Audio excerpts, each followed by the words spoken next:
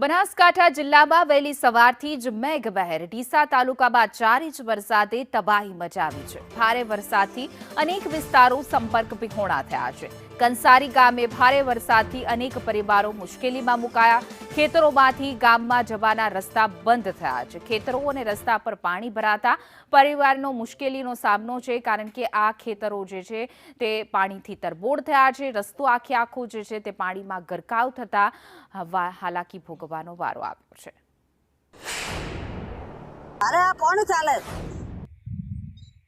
તે આ ઘાસ સારો થાતો નથી ગતું ઢોર કેવી રીતે જે બચાવવા સારો શું મારે ઘરના પાછળ હાલે પડે અને આ ઘર પડી જાય તો મારે શું કરવાનું।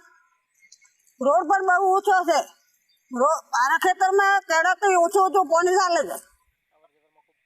અવર જવરમાં તકલીફ પડે છે। પાણીની સમસ્યા છે। રસ્તામાં પાણી ભરાઈ જાય છે।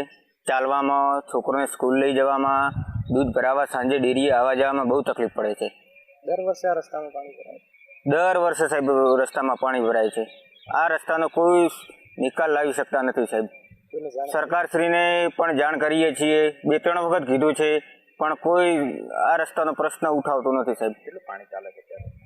પાણી સાહેબ ઢીંચણથી ઉપર ચાલે છે અને વરસાદ આવે ત્યારે આ પાણી 1-1.5 મહિનો ચાલે છે। અહીંયા સમસ્યા છે આ પાણીની સાહેબ। આ રસ્તો આ ચોમાસાનો વરસાદ થાય ત્યારે આ ભરાઈ જાય છે અને રાતે વરસાદ બહુ પડ્યો।